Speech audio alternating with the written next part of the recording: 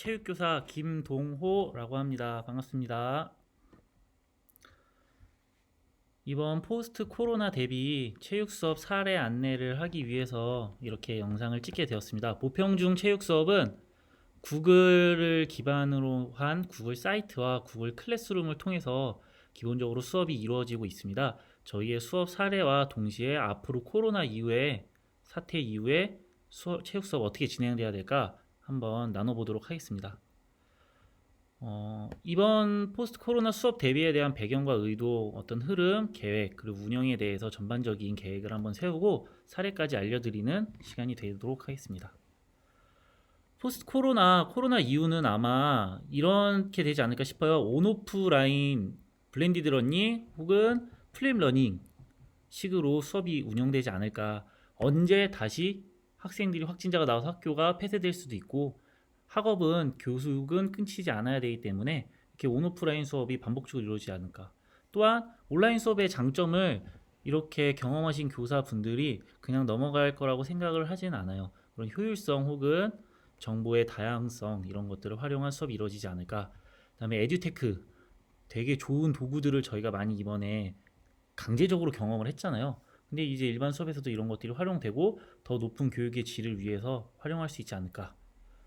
그다음에 핵심 역량을 재구성해야 하게 될 것 같아요. 이게 왜냐하면 말로만 핵심 역량 우리가 가르쳐야 된다고 하지만 이번 온라인 수업을 통해서 진짜로 우리가 뭘 가르쳐야 하는가, 어떻게 내용을 전달해 학생들이 실천적으로 받아들일 수 있는가에 대한 고민이 시작됐다고 생각을 합니다. 그런 관점에 있을 때 교사의 역할이 기존의 지식 전달자라든가 이런 거에서 정말로 문제를 제시하고 실천적으로 학생들이 그걸 해결할 수 있는 그런 질문을 던지고 문제를 제시해주는 문제 제시자의 역할, 이런 역할이 되지 않을까 이렇게 예상을 해봅니다. 방대한 자료에 대한 검색이 되게 자유로워진 세상이 됐어요. 학생들은 오류 메시지가 뜨면 저희는 그 오류 메시지를 보고서 뭔가를 해결을 어떻게 해야 되나 모르지만 학생들은 그 오류 메시지를 검색을 한다는 거예요.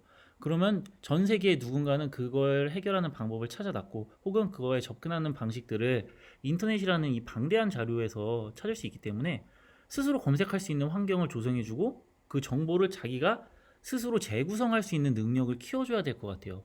조사한 자료를 문제 상황에 맞게 재구성해서 활용할 수 있는 형태로 바꿔가는 그 역량. 그러니까 암기하고 외울 필요가 없다는 거죠, 이제는.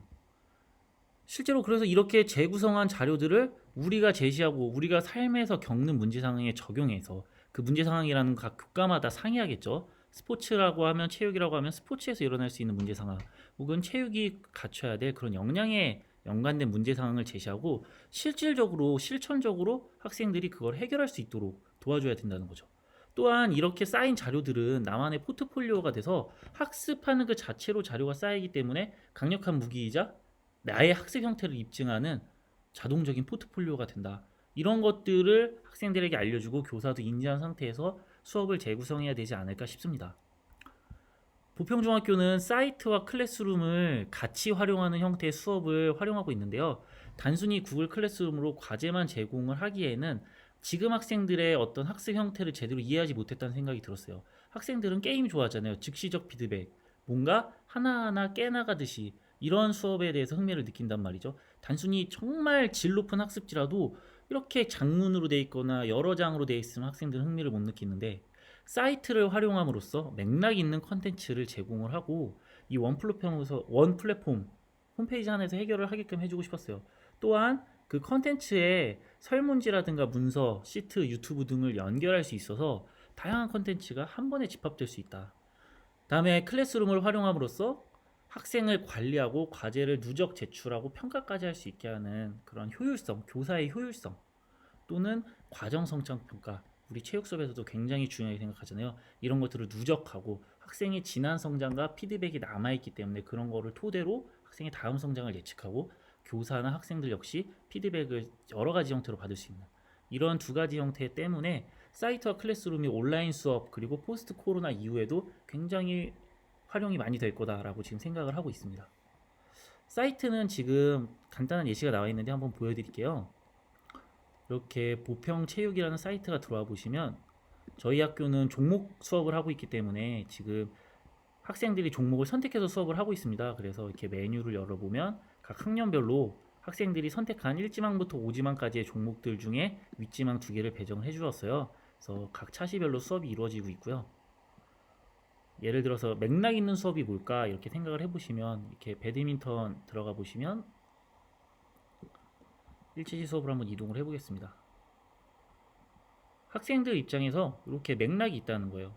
누가 가르칩니다. 오늘은 뭘 할 겁니다. 오늘은 철학을 한번 나눠볼게요. 여러분만의 철학을 적어주세요. 클래스룸에 공개 댓글에 모두 다 적어주셨고요. 유튜브로 준비운동 스트레칭을 줄 때도 있지만 선생님이 직접 찍은 영상으로 제시를 할 때도 있어요.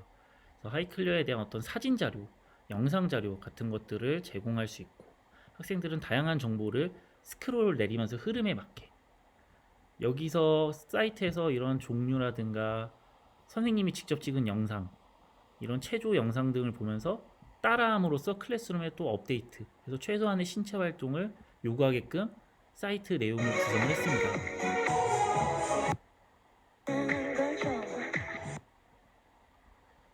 자, 이렇게 해서 이런 스트로크들을 따라하게 해서 스트로크 체조라고 이름을 지었어요. 배드민턴 체조, 축구 체조, 농구 체조, 다른 선생님들의 아이디어를 받아서 저희가 재구성을 해봤는데요. 이런 것들을 클래스룸에 집에서도, 좁은 공간에서도 도구가 없이도 손동작, 발동작, 몸동작만 따라해서 올릴 수 있도록, 그 다음에 이런 것들로 다시 학습이 이루어지게끔 이렇게 구성을 현재 해놨습니다. 자, 그래서 이렇게 사이트에서 수업이 이루어지는데, 계약을 하더라도 학생들은 부족하거나 더 수업을 받고 싶거나 자료가 필요할 땐 이 사이트에 들어와서 언제든지 개별화된 수업을 받을 수 있겠죠. 이런 강력한 도구들을 활용해서 우리가 동시간에 다양한 집단의 의견을 한 번에 받아서 나눌 수 있는 기능들이 되게 많아졌어요. 이런 구글 문서에 학생들이 개인의 의견을 남기고, 거기에다가 서로 댓글을 달아서 어떤 생각을 친구가 서로 하고 있는지 나눈다. 우리 기존 수업에서도 혁신교육에서 수업 나눔 되게 중요하게 생각하잖아요. 근데 이런 형태가 다양하게 가능하다. 그리고 기록에 남아서 학생이나 교사나 정보로 활용할 수 있다. 유튜브로 교사가 그때그때 하지 못했던 수업 내용 같은 거를 직접 찍어서 올리기도 했어요. 결국에 학생은 온라인으로 학습을 할 때 우리 학교 선생님이 하는 동작에서 더 많이 배운다. 국가대표보다 우리 학교 선생님한테 배웠을 때, 그리고 친구에게 배웠을 때 더 많이 배운다. 이런 것들을 우리가 알고 있기 때문에 조금은 힘들고 지칠 수 있겠지만, 학생들의 학습을 위해서 꼭 교사가 찍은 주 과제는 교사가 찍은 자료로 활용을 하고요. 다음에 보조 과제로 전문 선수들이나 유튜버들의 자료를 같이 합쳐서 좋은 자료로 활용을 할 수도 있겠습니다. 이런 학습지나 시트를 통해서 서로 만나지 못하더라도 혹은 누적 기록해서 누가 더 잘하는지 즉시적으로 피드백을 받는 거예요. 내가 오늘 운동을 푸시업을 100개를 했어. 100개를 적었더니 나는 우리 학교에서 오늘 운동을 내가 몇 등 정도 했구나. 1등은 200개를 했네. 나는 한 30등 정도네. 더 열심히 해야겠다. 다양한 피드백을 받는다는 거죠.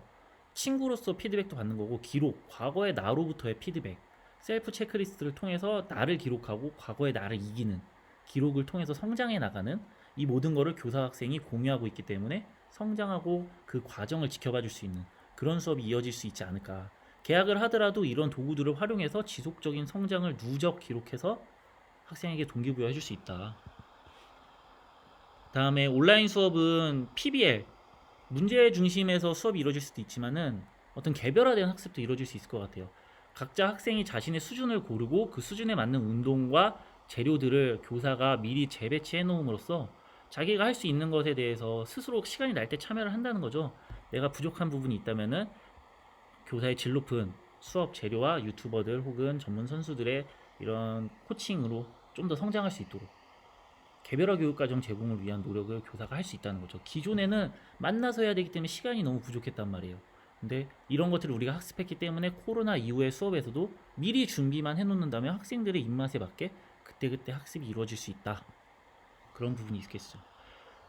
자, 그래서 학습을 하다 보면 준비운동이라든가 이런 본운동, 그 다음에 지식태도 전술 교육, 그리고 랭킹이나 도전 및 확인을 할 수 있는 이런 세부 구성을 통해서 학생들한테 어떤 맥락이 있는 학습을 주고 재미 하나씩 하나씩 해나가는, 어느새 그냥 하나하나씩 연결돼 있어서 하다 보니까 수업에 내가 적극적으로 참여하게 돼 있는 그런 상황을 만들고자 하는 의도가 담겨 있습니다. 또한 영상평가라는 걸 위해서 학생들이 어떤 기본적인 홈 트레이닝 이런 것들을 통해서 꾸준하게 할 수 있느냐, 우리 그릿 중요하다고 하잖아요. 그럼 그릿 평가 되게 쉬운 건데 귀찮아서 안 하는 학생들이 있어요. 근데 나는 꾸준히 하는 학생한테 더 높은 가치, 그런 역량, 자기관리 역량을 키워주고 싶어요. 그럼 이런 평가를 볼 수도 있겠죠.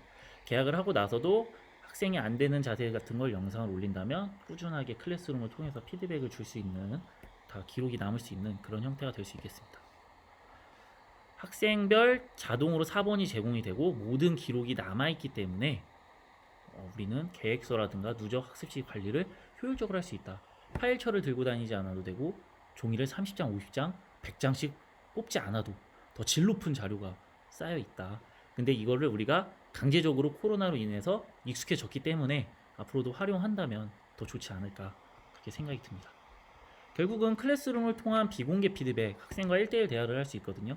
누적 포트폴리오 또는 사이트에 게시를 하는 거죠. 학생의 어떤 과제 내용 같은 거를 이름을 가리고 이렇게 보여줘서 타인한테 좀 공개적 피드백을 받을 수도 있게. 다른 애들은 이 정도 하던데 다른 애는 이렇게 느꼈던데 너희는 어떻게 생각해? 또한 시트를 통해서 다방면으로 학교 대 학교 같은 내용을 다루고 있다면 학교의 기록도 비교가 가능하겠고 사례도 비교가 가능하겠죠. 학생들 다른 학교 학생과 우리 학교 학생 어떻게 다른지 비교해 볼 수 있을 것 같습니다. 이런 어떤 카우 챌린지 같은 즉시적 피드백을 극대화시킬 수 있는 퀴즈 게임이죠. 이런 것들을 통해서도 다양하게 학생들을 강화시킬 수 있을 것 같아요. 계약을 해서도 저희는 보편 골든벨이라고 코로나 사태 이전에는 학기 말 프로그램으로 100명, 200명 학생이 모여서 교사가 준비한 그 체육과 관련된 퀴즈를 즉시적으로 핸드폰으로 퀴즈로 푸는 그런 형태도 진행을 했었습니다. 지금부터 좀 더 강조하고 싶은 거는 우리가 생각하고 있었던 온라인 지금 학습의 장점을 오프라인 이후에도 어떻게 활용할 것인가, 혹은 온라인 수업이 유지되더라도 조금 더 질적으로 어떻게 높게 활용할 것인가에 대해서 말을 해보고 싶어요. PBL 하잖아요. 문제 중심으로 우리가 학습이 이루어져야 되는데 체육에서 이렇게 문제 중심으로 학습이 이루어진 적이 별로 없었던 것 같아요. 뭔가 알려주기 바빴고 기술을 능숙하게 하길 바빴는데 거꾸로 된 수업도 한 적이 별로 없었던 것 같고, 그래서 실제적으로 RPBL이라고 해서 리얼 프로블럼, 진짜 문제를 가지고 우리가 스포츠 상황을 가지고 문제를 제시하겠다, 이런 거를 가지고 재구성하고 적용할 수 있는 능력을 키우는데 온라인 학습 이런 툴들이 되게 적합하더라. 다음에 학생이 직접 의사결정 경험을 할 수 있어야 된다. 정보를 검색하고 재구성해서 적용한 다음에 특정 상황에 알맞은 정보를 그대로 넣을 수 있어야 된다는 거죠. 그리고 그 이유까지 써서 이것이 맞느냐 틀리냐에 대한 교사의 피드백, 이런 것들을 통해서 올바른 의사결정 경험을 하는데 도움이 된다. 다음에 교사 학생 간의 피드백이 굉장히 중요하다. 이런 것들을 계속 지속적으로 주어야겠다고 생각을 했고요. 실제 오프라인으로 이제 계약을 하게 된다면 이렇게 온라인에서 쌓아두었던 자료를 가지고, 그러면 너가 여기서 이런 의사결정을 했는데 이거를 실제로 너가 상황적으로 보여줄 수 있어야 되잖아. 운동은 머리로만 하는 게 아니니까. 그런 것들을 실제로 행동으로 옮길 수 있도록 연습하는 게 오프라인 수업이 되겠죠. 전술적 의사결정이라든가 상황별 의사결정, 혹은 내가 수행을 더 잘하기 위한 연습 방법 등을 우리가 구성을 하고 재료를 모았다면 실제로 연습을 반복적으로 하는 그런 것들이 오프라인 수업에서 이루어져야 될 것 같고요. 이런 복잡한 스포츠 상황에서 서로 다른 의사결정이 나올 수 있잖아요. 그런 것들을 나누고 공유하면서 그 과정은 다 여기에 남아있고 내가 전보다 이번에 어떻게 의사결정했는지 동영상, 기록, 학습지 남아있기 때문에 과정 성장평가의 자료로서 활용이 될 수 있게끔 포스트 코로나 이후에도 구성을 해야겠다. 결국에는 직접적인 스포츠 상황으로 가야 된다는 거예요. 체육 수업 같은 경우에 정보를 재구성하고 상황별 의사결정을 해서 실천전 지식으로 바뀌어야 된다는 거죠. 머리로만 아는 게 아니라 직접 알아야 된다는 거예요. NBA 선수들 같은 경우에도 실천적 지식 혹은 이런 순간적인 의사소통 혹은 상황별 지식이 없어서 예를 들면 공격 시간이 한 4초밖에 안 남았는데 역주행을 한다든가 이런 경우가 심심치 않게 나오고 있거든요. 예전에 NBA 결승전 파이널에서 선수가 지금 시간이 4.7초밖에 안 남았는데 슛을 그냥 던져야 되는 상황이에요. 그래야 경기가 이기고 끝날 텐데 공을 잡고 순간적으로 역주행을 해버렸습니다. 그 상태로 공격 시간이 끝나버렸죠. 모두가 이해할 수 없는 상황이었는데요. 저도 예전에 같은 경험이 있어요. 스포츠 클럽 리그인데 한 3초, 4초 정도가 남았는데 저희가 원샷으로 공격을 해야 되는데 학생이 공을 패스를 하지 않고 그냥 멀리서 그냥 슛을 던져버리더라고요. 시간이 5초 정도 남아 있었는데도 불구하고. 생각해보니까 되게 답답했어요. 왜 저렇게 하는 걸? 근데 알고 보니까 저는 그걸 알려준 적이 없더라고요. 저희는 당연하게 알고 있는 것들을 학생들은 그런 상황에서 의사결정을 해본 적이 없더라. 지식과 수행과 기능이 다 있어도 실천적 지식이 가지고 있지 못하더라. 그런 것들을 키워주기 위한 학습을 온라인으로 구성하고 계약 이후에도 활용해야겠다. 저희 학교 선생님과 같이 만든 축구 수업인데요. 기존의 수업은 이랬어요. 골 에어리어는 이거야. 골 라인은 이거야. 근데 지금 온라인은 그게 아니에요. 정보를 자기들이 직접 찾아서 재구성할 수 있어야 되기 때문에 이렇게 학습지를 제공하면 학생들은 직접 이거에 대한 정보들을 찾아보고 이게 뭘 의미하는지 직접 찾아봐서 넣고 자기만의 보고서를 만든다는 거죠. 인터넷에 떠다니는 수많은 정보를 이제 내 걸로 만드는 과정이 필요한 거예요. 이 다음 차시에서는 질문을 어떻게 할 거냐?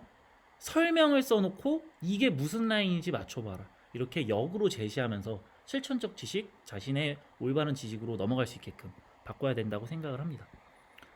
포메이션 수업을 했었어요. 요렇게 빈칸을 주고 너만의 창의적인 포메이션을 만들어봐. 그랬더니 424라는 창의적인 포메이션을 학생이 만들었어요. 그럼 왜 이거 424 뭐가 좋아? 설명해봐. 그랬더니 장점은 공격을 많이 할 것 같다. 근데 수비들이 많아서 단점으로는 좀 미드필더 부족 현상이 발생할 수도 있을 것 같다. 공격이 많아서 근처에는 잘 나가줄 것 같지만 센터가 적어서 실수하다가는 금방 골을 먹힐 수도 있다. 이거 1학년 이번에 여학생이 작성한 자료거든요.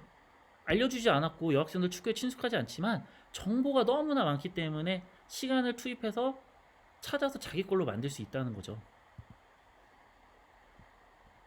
영상을 보고 스스로 검색해서 뭐가 바뀌었는지 너가 좀 적어봐.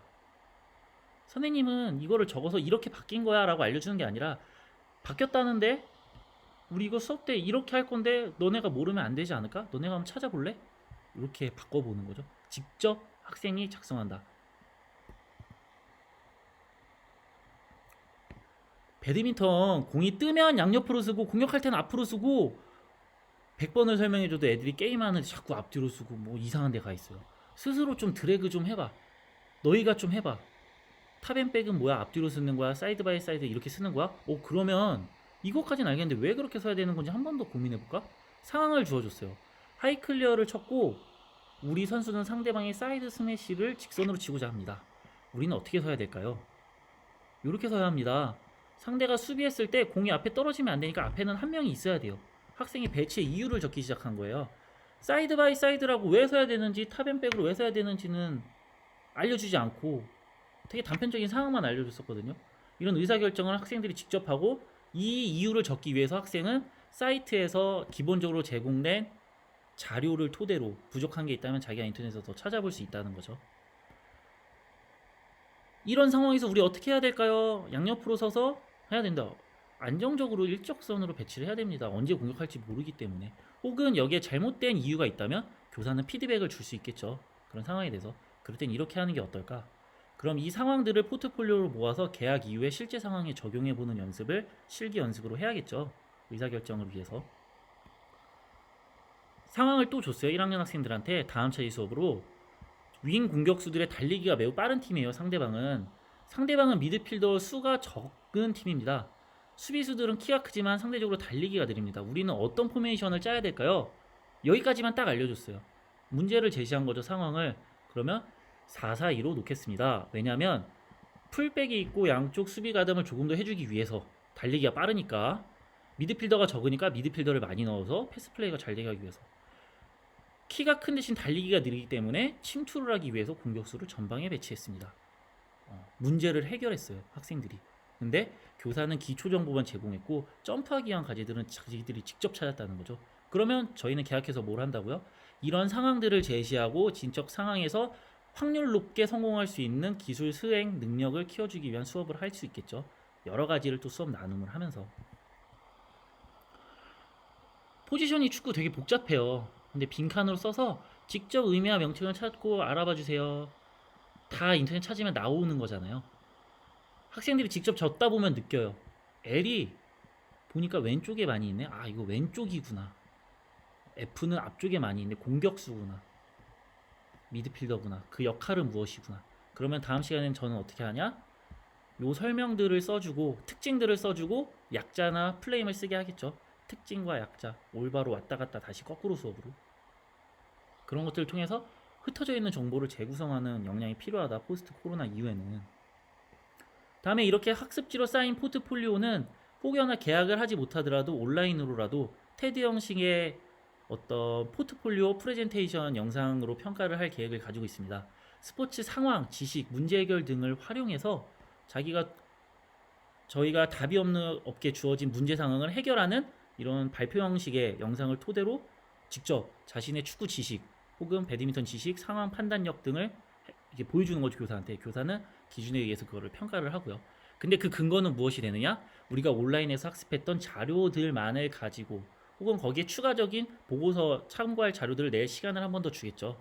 그 자료를 가지고 녹여내진 그런 연설을 해서 발표를 해라. 그럼 우리가 그걸 평가하겠다.